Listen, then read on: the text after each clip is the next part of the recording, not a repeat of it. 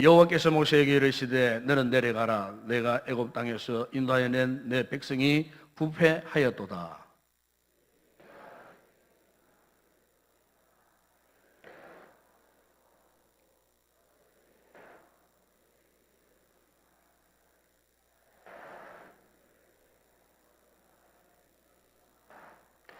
여호와께서 또 모세에게 이르시되 내가 이 백성을 보니 목이 뻣뻣한 백성이로다.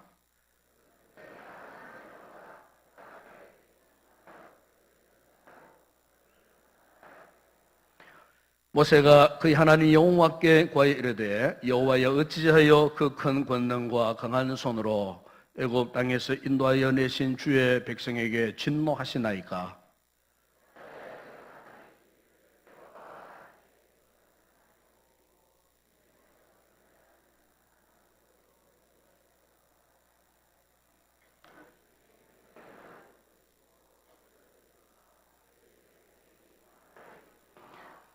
주의 종 아브라함과 이삭과 이스라엘을 기억하소서. 주께서 그들을 위하여 주를 가리켜 맹세하여 이르시기를 내가 너희의 자손을 하늘의 별처럼 많게 하고 내가 허락한 이 온 땅을 너희의 자손에게 주어 영원한 기업이 되게 하리라 하셨나이다. 여호와께서 뜻을 돌이키사 말씀하신 화를 그 백성에게 내리지 아니하시니라. 아멘. 얼마 전에 한국 청소년 정책연구원에서 발표한 한중일 3국 청소년들의 가치관을 비교, 연구한 통계가 발표된 적이 있었습니다. 그 설문조사 가운데에 이런 질문들을 했습니다. 다시 태어나면 당신은 어느 나라에 태어나고 싶은가 하는 이런 질문에 다른 나라에 태어나고 싶다라고 대답한 우리나라 이 청소년이 59.9%, 중국은 49.4%, 일본은 38.8%였다고 했습니다. 그러니까 우리나라 청소년들이 다시 태어난 나라는 우리나라에, 이 대한민국에 태어나기 싫다는 숫자가 중국, 일본보다도 더 많았다는 것입니다. 그리고 국가에 대한 만족도의 질문에서는 우리나라 청소년은 66.9%, 중국은 88.9%, 일본은 87.6%였다고 합니다. 그러니까 국가에 대한 만족도 역시도 이 중국이나 일본에 비해서 한참 뒤떨어지는 그와 같은 결과를 볼 수가 있었습니다. 그리고 또 하나, 국가에 대한 자긍심에 대한 이 질문에서는 우리나라 청소년들은 70.1%, 중국은 95.7%, 일본은 76%였다고 합니다. 우리가 이 통계 조사에서 알 수 있는 것이 무엇입니까? 지금 우리나라 청소년들의 이 국가관이 중국이나 일본에 비하면은 너무나 지금 희박해져 있는 그런 상태에 있다는 사실을 이 통계 조사를 통해서 간접적으로 우리가 볼 수가 있습니다. 마치 이것은 우리 크리스찬들이 하나님께 대한 믿음과 신뢰도가 희박하게 된 것처럼 이 땅에 태어나고 자라고 이 땅에 발을 딛고 살고 있는 우리의 다음 세대들이 이렇게 국가에 대한 자부심을 지금 상실하고 있다는 겁니다. 국가에 대한 신뢰성이 낙후된 상태에 있다는 겁니다. 그러니까 국가관이 지금 분명하지 못한 상황 속에 있다는 것을 보게 됩니다. 아마 여러분 기억하실 것입니다. 수년 전에 국가에서 홍보처에서 광고했던 내용이었는데요. TV 광고 가운데 이런 내용으로 광고를 한 적이 있습니다. 한 소년이 아주 어릴 때에 부모님을 따라갖고 미국으로 이민을 했습니다. 그런데 이민간 그 학교에서 어느 날 담임 선생님의 진행으로 학생들이 각자 한 명씩 차례대로 나가고 자기가 태어난 나라를 소개하는 그런 시간이 있었습니다. 그래서 그 어린 소년의 차례가 되었어요. 그래서 그 소년이 앞에 나와서 미국 다른 여타의 친구들 앞에서 I am from Korea. 나는 한국에서 왔습니다. 이러니까 앞에 앉아있던 그 친구들이 코리아? 한국이 어디야? 한국이 어디 있어? 모두 다가 한국이 어디 있는지를 모른다는 그런 표정을 지으면서 서로의 얼굴을 쳐다보고 있는 거예요. 그러니까 앞에서 있는 이 친구가 얼마나 부끄럽고 낙심이 되었는지 몰라요. 수업이 끝났어요. 그래가지고 이 친구가 옆에 있는 친구 한 사람에게 코리아를 이렇게 설명해 보지만은 이 친구들이 아랑곳하냐 덧질 나는 거예요. 그래서 지구본을 가지고 와가지고 지구본을 돌려가면서 여기가 코리아라고 한국이라고 하니까 미국 친구들이 픽픽 웃는 거예요. 여러분, 미국 땅하고 우리나라 땅하고 비교해도 43배 차이 납니다. 그러니까 지구를 보니까 코리아라고 손을 찍어주는데 이거는 자기 나라 미국과 비교하면 이거는 비교가 되지 않는 조그만한 땅덩어리예요. 친구들이 막 비아냥거리고 비난을 합니다. 그저 소원이 너무나 부끄러웠어요. 낙심이 되었어요. 세월이 흘렀습니다. 그 소년은 아주 훌륭한 어른으로 성장을 했습니다. 30대 후반에 유력한 사업가가 되었습니다. 어느 날 여러 나라 이 비즈니스맨들이 모여가고 국제회의를 하는 자리였습니다. 그 자리에서 차례대로 나와서 자기를 소개하게 되었습니다. 그때 이 소년이 큰 목소리로 I am from Korea라고 하니까 거기에 앉아있던 모든 각 나라의 사업가들이 존경스러운 표정으로 그 사람을 바라보았습니다. 특별히 그들 가운데에 머리가 노란 한 백인 사업가가 한국말로 대한민국 그렇게 열광을 했습니다. 물론 그것은 우리 대한민국을 홍보하는 그런 광고였습니다만 거기서 우리가 참 깨달을 수 있었던 것이 뭐냐 하면은 우리 대한민국이 참 건국 이래 지금처럼 이렇게 국력이 그리고 국가의 지위가 신장되어진 때가 없었습니다. 여러분 실제로 외국여행 가갖고 I'm from Korea, 나는 한국에서 왔습니다라고 우리 한국을 한번 소개해 보세요. 지금은 모르는 사람이 없어요. 과거에 우리가 88 올림픽 이전만 하더라도 코리아 가면 아무도 몰랐어요. 코리아 가면은 일본 사람인가 비슷하게 닮았거든요. 주 일본 사람, 한국 사람을 주로 일본 사람으로 그렇게 알았어요. 그런데 88 올림픽을 마치고 특별히 이제 2002년도에 월드컵을 통해 갖고 우리 대한민국이 전 세계에 곳곳에 모든 어떤 소수 종족까지 이르도록 이 한국이 잘 알려졌어요. 그래서 선교지에 가보니까 우리 선교사님들이 이런 말씀을 하셔요. 88 올림픽을 하고 특별히 2002년도 월드컵을 통해서 우리 대한민국이 전 세계에 알려지게 된 것은 하나님의 특별한 섭리였습니다. 선교적 관점에서 볼 때에 얼마나 이 선교사님들이 사역하고 활동하기에 너무너무 좋은 그런 기초가 깔려지는 그런 기회가 되었다라고 그렇게 참 기뻐하는 모습을 제가 선교 현지에 가서 직접 들은 적이 있습니다. 지금은 이제 코리아 그러면은 지구촌 사람에는 모를 사람이 없잖아요. 우리 대한민국이 세계의 열강들 속에서 모든 부분에 있어서 강국으로 세워진 것은 기정사실입니다. 경제적으로 이미 우리가 10위권 속에 들어왔다고 말하지 않습니까? 지금은 조금 어려움 속에 있습니다만은 얼마 전만 하더라도 우리나라에 5가지 세계 1위가 있었어요. 그게 뭐냐면 조선, 배 만드는 기술입니다. 배 만드는 기술, 조선 기술이 전 세계 1위였어요. 영국, 스페인을 제치고 일본을 제치고 한때 이 조선 기술이 1위였어요. 지금도 그런 기술을 갖고 있습니다. 경제적으로 심히 어려운 상황도 있지만은 절대로 그런 기술 유출되면 안 되겠죠. 또 하나는 인터넷입니다. 인터넷 기술입니다. 전 세계 어디 가도 우리 대한민국 인터넷을 속도를 따라올 나라가 없어요. 반도체 전 세계적입니다, 여러분. 일본이 감히 이제 따라오지를 못합니다. TV, LCD 모니터, 소니 이제는 절대로 못 추격합니다. 전 세계 1위가 우리나라입니다. 어제 뉴스를 보니까 스마트폰도 결국은 지금 세계 1위권 안에 있다는 겁니다. 로봇 기술 개발도 4위라고 합니다. 자동차는 세계 6위권 안에 지금 들어가 있습니다.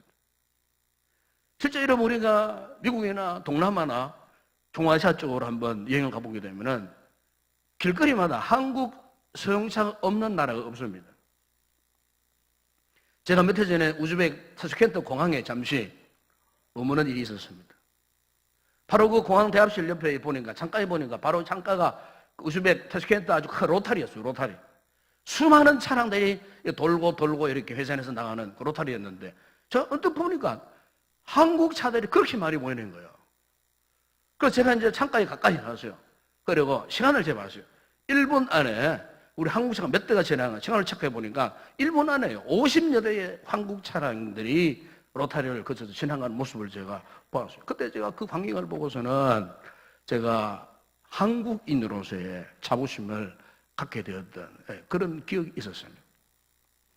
그런데 여러분, 이런 우리나라의 역사를 보면은요, 결코 순탄한 역사를 가진 나라가 아니었습니다. 역사학자들의 말을 빌리면은 우리나라는 크고 작은 외세 침략을 930여 회를 받았다고 합니다. 그 가운데 우리나라의 근대사를 보게 되면은 일제의 침략을 받았잖아요. 36년 동안 무단 통치를 당하였어요. 민족 말살 정책으로 심지어 창씨기명까지 당하였어요. 말도 잃어버릴 그런 징후였어요. 그리고 그 역사가 지난 그 다음에 여러분 가장 우리 민족에 있어서 비참한 역사였던 것은 6.25 전쟁이었습니다. 저도 전쟁 세대가 아닙니다만은 그러나 이 전쟁은 우리가 다 아는 전쟁 아닙니까? 그것은 바로 우리 민족끼리 민족 상잔의 비극적인 전쟁이었어요. 오죽했으면 기네스북에 단기간 내에 수많은 사람이 죽었던 처참했던 전쟁 1위가 6.25 전쟁으로 기네스북에 올라갈 정도로 이 한국 전쟁, 6.25 전쟁은 참으로 우리 민족 사이에 있어서 가장 비참했던, 처절했던 그런 전쟁이었습니다. 이 전쟁은 북한 공산 세력들이 남한을 적화 통일하려고 오랜 기간 동안 준비했다가 남심한 사실 아닙니까? 그렇죠? 그 요즘 어떤 역사 교과서에는요, 이 남심한 사실을 거꾸로 북침했다라고 그렇게 주장하는 책도 있다 그래요. 좌측으로 편향된 사람들이, 교사들이 아이들에게 북침 전쟁이라고 6.25를 그렇게 가르친다는 겁니다. 우리가 분명히 아는 사실은 북한 김일성이가 저 소련의 스탈린의 사주를 받고 중공에 모대동에 약속을 받아내고 전쟁을 일으킨 게 6.25 전쟁이에요. 이거는 누구나 숨길 수 없는 역사적 사실이에요. 2차 북한 전쟁이 3년 1개월 2일 동안 계속되었습니다. 우리나라의 전국도 80%가 완전히 초토화 돼버렸어요. 국군들 가운데 13만 7,899명이 전사하고 5만 7,422명이 부상을 당하고 실종에 32만 명이 실종이 되고 유엔군 4만 767명이 전사하고 만여 명이 부상당하고 만여 명이 실종당하고 민간인이 30여 명이 사망 학살당하고 전쟁 미망인이 30여 명이 생기고 전쟁 고아가 10만 명 이상이 생기고 사흘 우리 민족 사회에 씻어낼 수 없는 처참한 전쟁이 6.25 전쟁이에요. 6.25 전쟁. 오늘 젊은 세대들은요, 이 6.25 전쟁이 언제 일어난지는 모릅니다. 내가 설교 시간에 했었는데 진로를 못해서 그렇지 대답 못합니다. 언제 일어나더라? 심지어 6.25 전쟁을요, 세계 3차 대전이 아니었나 이렇게 이야기하는 아이들이 있다 그래요. 1950년 6월 25일 날 새벽 4시에 전쟁이 터져가지고 3년 1개월 2일 동안 전쟁이 발발해가지고 1953년 7월 27일 오전 10시에 휴전된 게 6.25입니다. 젊은 세대들 잘 알아두세요. 아직 전쟁이 끝난 상태가 아니에요. 휴전 상태라, 그만 휴전 상태. 아직까지, 지금도. 며칠 전에 제가 미국 워싱턴 DC에 갔는데, 거기 가니까요, 6.25 전쟁에서 희생된 미군들을 추모하는 한국전쟁 참전 기념 공원이 있었습니다. 그 공원에 가보니까, 동상들을 많이 만들어 놨어요. 그 동상들을 가만히 보니까, 그 이제 그 판초 우위를 입고 총을 들고 행군하는 육해공군 병사들의 모습을 동상으로 만들어 놓은 그런 공원이었습니다.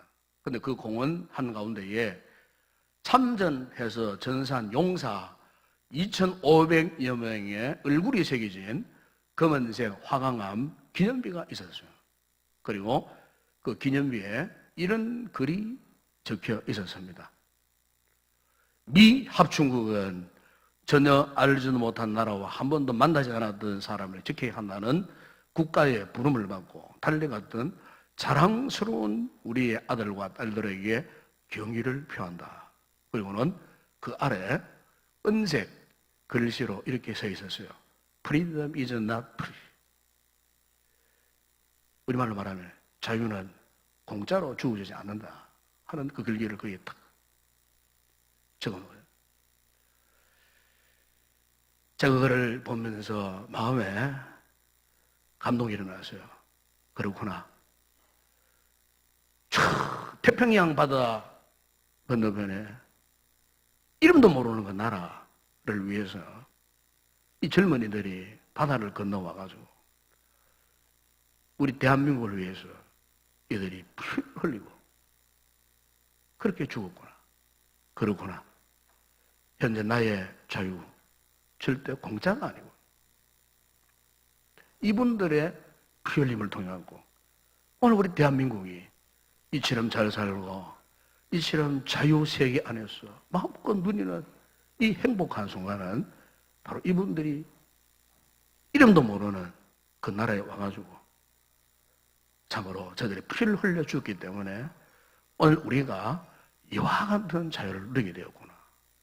여러분, 저는 이번 주간에 특별히 6.25 전쟁 66전이 되는 주간을 맞이하면서 오늘 우리 성도들과 함께 과연 우리가 크리스찬으로서, 그리스도인으로서 우리가 참으로 나라를 사랑하는 것이 무엇인가? 우리가 어떻게 하는 것이 나라를 사랑하는 것인가? 내가 태어나고 내가 자라고 그리고 나의 삶의 뿌리를 이곳에 내리고 살고 있는 이 나라를 위해서 우리가 무엇을 해야 하는 것이 하나님의 백성으로서 참으로 합당한 삶을 살아가는 것인가? 저는 이 말씀을 묵상하면서 깊이 생각해 보았습니다. 앞서 말씀드렸지만은 우리 민족이 그 같은 민족적 순환 시대를 거치면서 환란 풍파를 만나고서도 오늘까지 이렇게 우리 민족이 유연하게 존재할 수 있었던 그 힘이 뭐냐? 이것은 우연도 아니고 나라의 운명이 좋아서 그런 것도 아니고 죄수가 좋아서 그런 것도 아니고 우리가 생각해 보면은 바로 그것은 하나님이 우리 민족과 함께 하시고 우리와 함께 하시기 때문이 아닌가 저는 그렇게 확신을 합니다. 우리가 이 출애굽기서를 읽어보시면 한 가지 분명한 사실이 깨달아지는 게 있어요. 그게 뭐냐면은 마땅히 멸망당해야 할 마땅한 인생들에게 베푸신 하나님의 은혜를 말씀하고 있어요. 하나님께서 여러분 보십시오.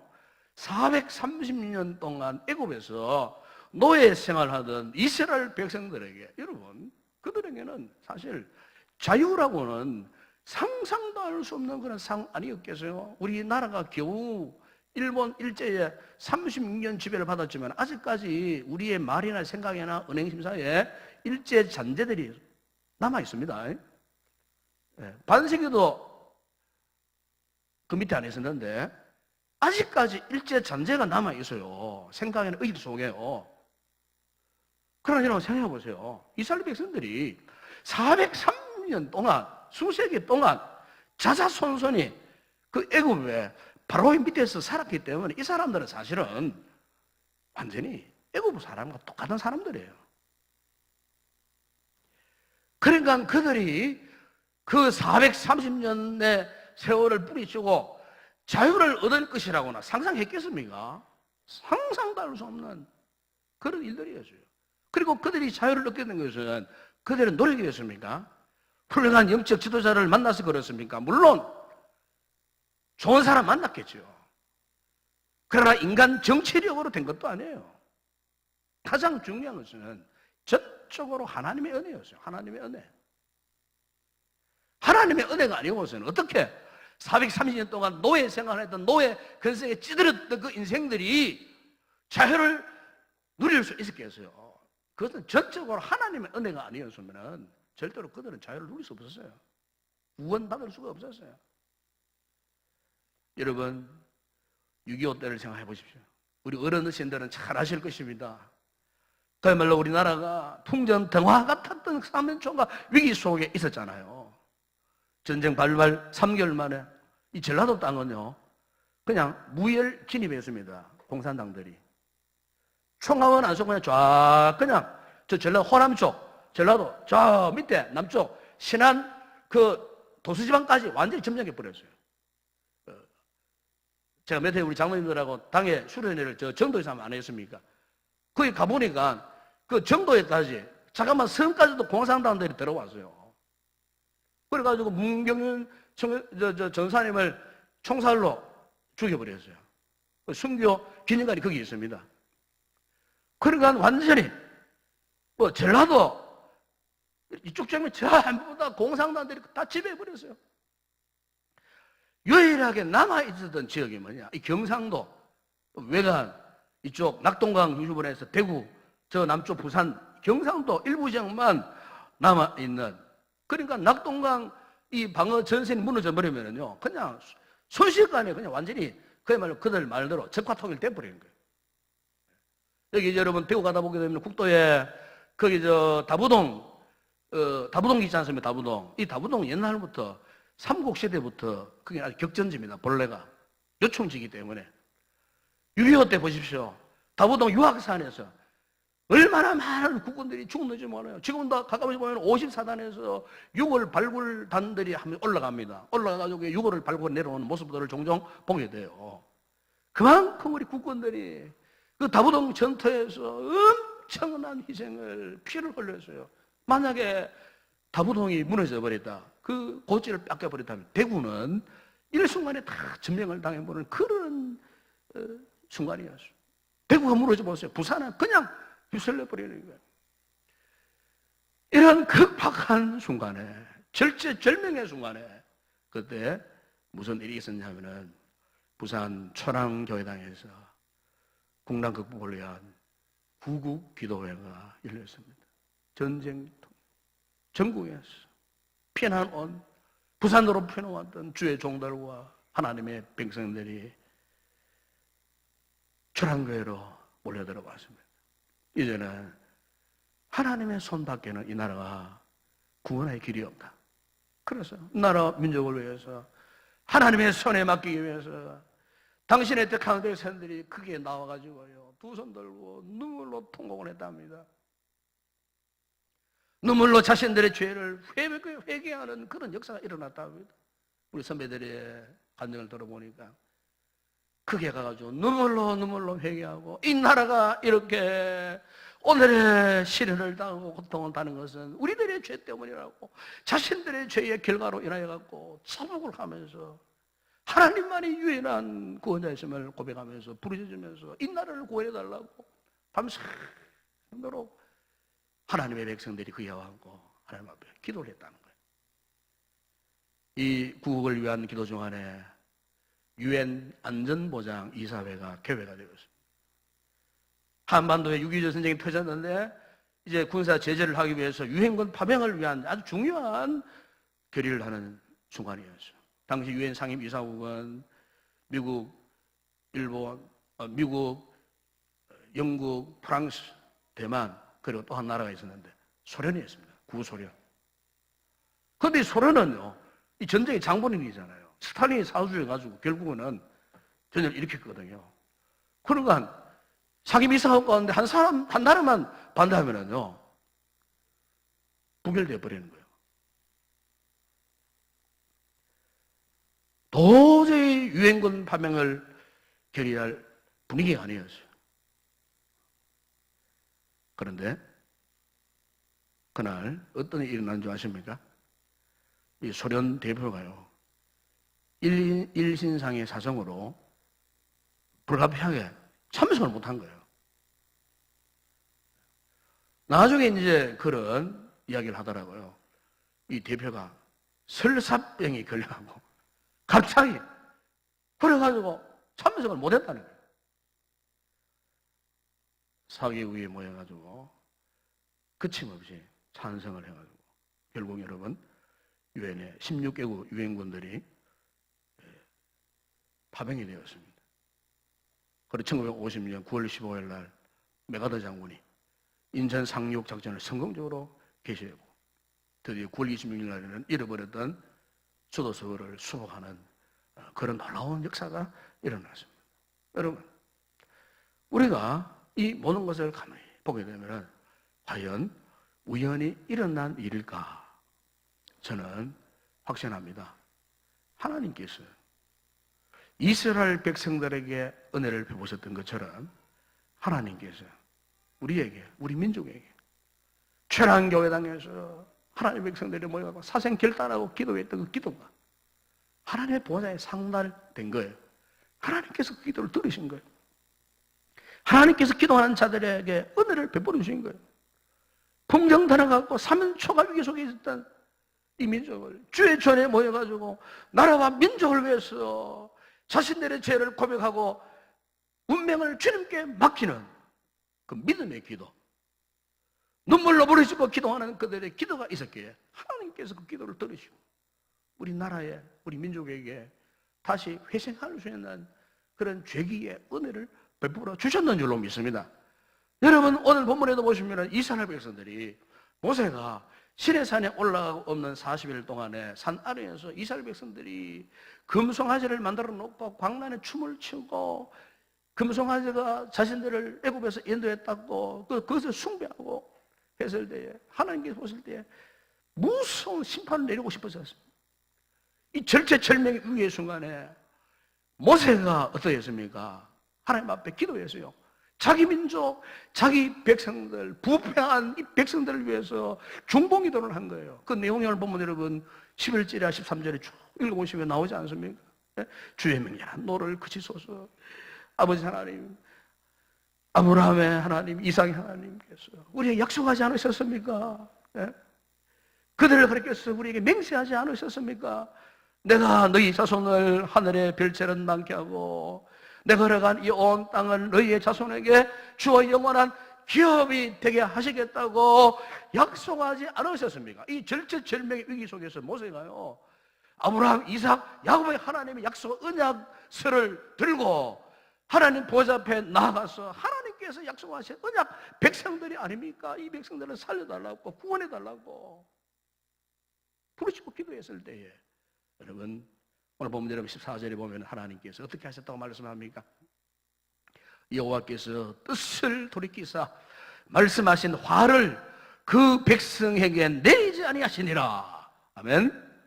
하는 여러분, 오늘 우리 시대에 그리스도의 책임이 무엇입니까? 교회의 책임이 무엇이겠습니까, 여러분? 기도입니다, 기도. 나라와 민족을 위해서 뜨겁게 기도하는 것이 오늘 이 시대에 우리의 책임이요, 교회의 책임이라 그 말입니다. 여러분. 만약 우리 그리스도인들이 나만 잘 살고 우리 가족만 잘 살고 우리 가정만 잘 살고 나만 돈 많이 벌어가 쓰고 하고, 여러분, 나라가 온전하지 못하면요 우리 개인의 삶도 보상 못 받아요. 하늘에서 하나님의 뜻이 이루어진 것처럼 이 땅에서도 하나님의 뜻이 이루어져야 된다고 말씀하지 않습니까, 여러분? 내가 몸으로 살고 이 땅을 위해서 기도하셔야 돼요. 우리 대한민국을 위해서 우리가 기도하셔야 돼요. 이곳에 하나님의 나라가 이루어지도록 기도하는 것이 오늘 이 세대를 살아갈 우리의 책임이에요.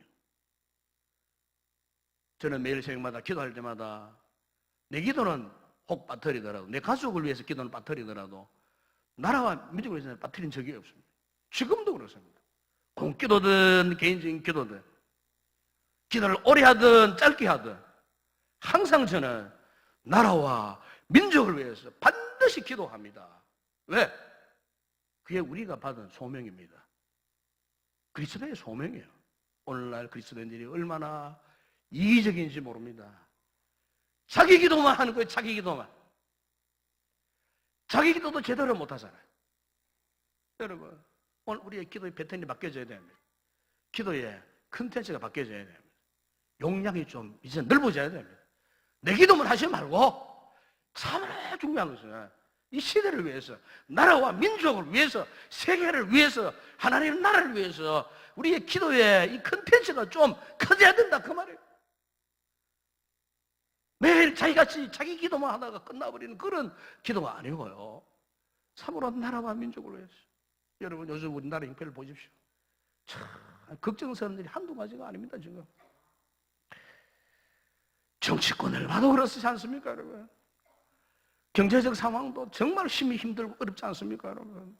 더군다나 사상적으로, 정신적으로 불건전하고 잘못된 좌편향된 사상들이 이데올로기적으로 충돌을 일으키면서 수많은 젊은이들이 잘못된 길을 가도록 지금 불건전한 이상한 문화들이 지금 이제는 완전히 그냥 자기들이 뭐 치부를 다 드러내면, 옛날에는 다 감추고 살았어.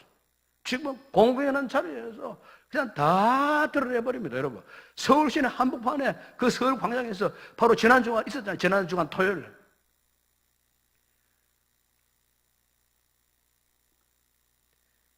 성적 소수자들이라고 그리 말합니다, 요새는. 또. 그것도 표현도 괜히 상가합니다. 네. 인격을 무시하면 안 되니까. 한마디로 동생의 자들이 노골적으로 드러내놓고, 어떤 신문에 보니까 거기에 궁했던 서울 시민들 90%가 혐오감을 느꼈다는, 혐오감을 느꼈는데 공공연하게 공무원들이 허락하는 거야. 나라가 허락하는 거예요. 그런 집회를.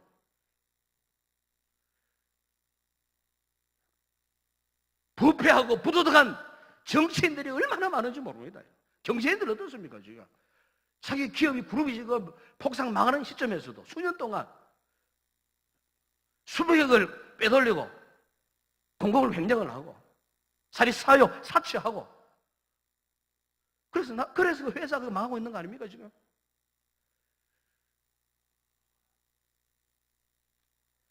참으로 우리나라의 몰골이 지금 형편이 없습니다. 겉으로는 화려한 척하고, 겉으로는 잘 사는 척하고, 겉으로는 풍성한 것 같아요. 개인적으로 얼마나 잘 삽니까? 여러분, 그러나 우리나라가 얼마나 많은 부채를 안고 있습니까? 얼마나 많은 국제적인 빚을 안고 있는 줄 아십니까? 우리나라에는 아직 자기 자본으로 운영하는 기업이 하나도 없어요. 다 빚으로, 자본의 몇백 %씩 다 빚으로 회사를 경영을 하고 있습니다, 여러분. 큰 소리 칠 때가 아니에요.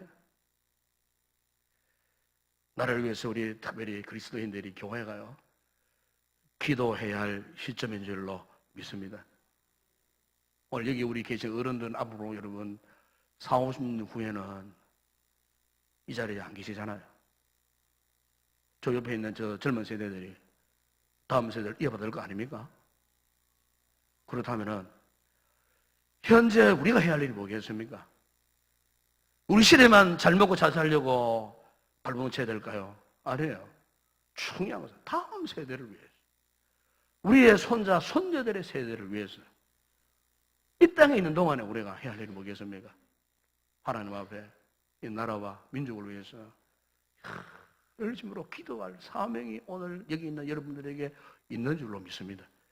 열왕기하 20장에 보시면 히스기야가 자신이 사는 날만, 자신의 시대에만 태평 성대를 누리는데 그 급했을 때에 바로 다음 세대, 자기 아들 때에 문화적 시대가 하고 나라가 폭삭망했습니다.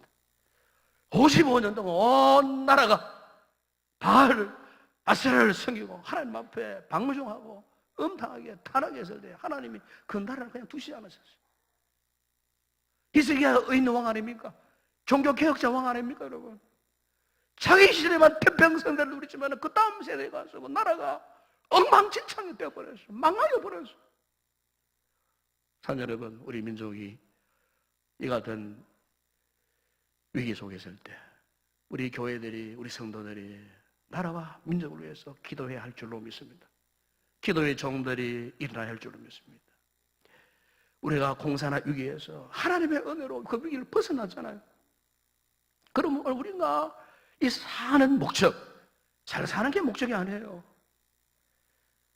이제 우리가 이 민족을 통해서 큰 사명을 받고 우리 그리스도인 한 사람 한 사람이 나라와 민족을 위해서, 이 민족을 위해서, 우리 대한민국을 위해서 기도해야 할 소명이 오늘 저와 여러분에게 주어졌고 우리 교회에 주어졌는 줄로 믿습니다.